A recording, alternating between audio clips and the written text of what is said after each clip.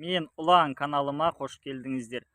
Бүгін сіздерге айтайын дегенім, былтырғы жылы Дарын ғылыми жобасында менің әріптесім өзінің оқушысымен бірлесе отырып стерлинг қозғалтқышын құрастырған болатын.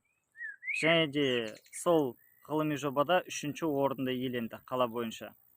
Негізі ондай ғылыми жобамен негізі 1-ші орын беруге де болады. Енді бұл стерлинг қозғалтқышының ерекшелігі, қарапайым шам бар ғой, свечи дейміз, иә. Кезінде ауылда свет болмай қалған кезде қараңғыда сол свечиді жағып қоятынбыз. Сол свечидің көмегімен бұл қозғалтқыш іске қосылады. Қазір сіздерге видеосын көрсетемін, бірақ видеосын көрсетпес бұрын сіздерге тағы да бір нәрсе айтқым келіп отыр. Жақында Facebook парақшамнан қазақтың бір қариясының қозғалмалы доңғалақ ойлап тапқанын көріп қалдым. Енді бұл доңғалақтың ерекшелігі қандай дейсіздер ғой?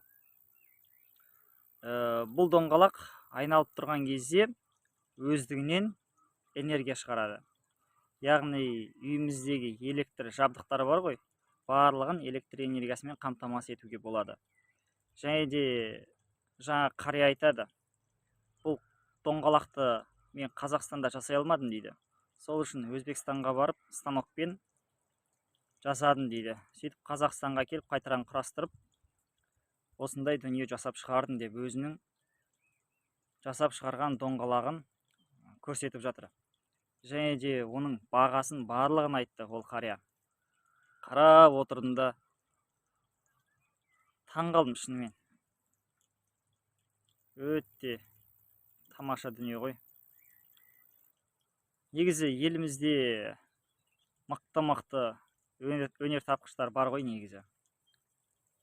Енді бағанағы сіздерге өзімнің әріптесімнің және де оқушысымен бірлесе отырып құрастырған стерлинг қозғалтқышының видеосын сіздерге көрсеткім келіп отыр. Осы видеоға назар аударсаңыздар. Воду наливаем вот этот.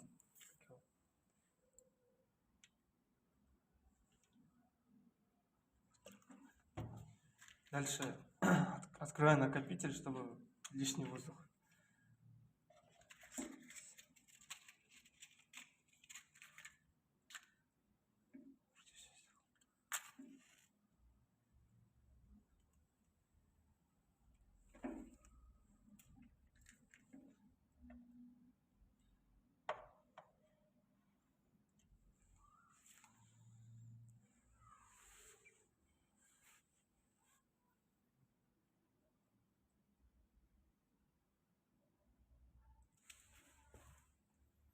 Теперь все закрываем.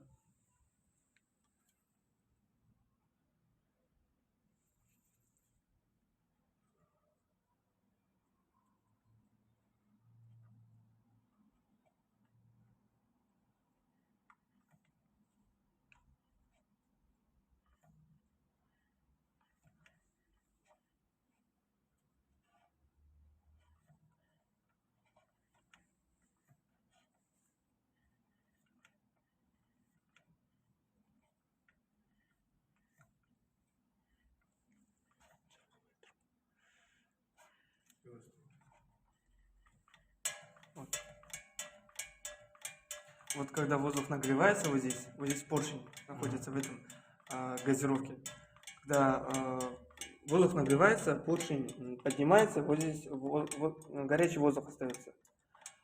Ему некуда деть, он идет сразу к накопителю. Накопитель тоже здесь,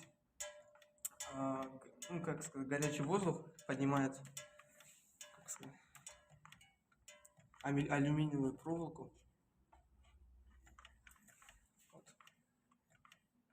Мы можем вот здесь вместо горения свечи мы можем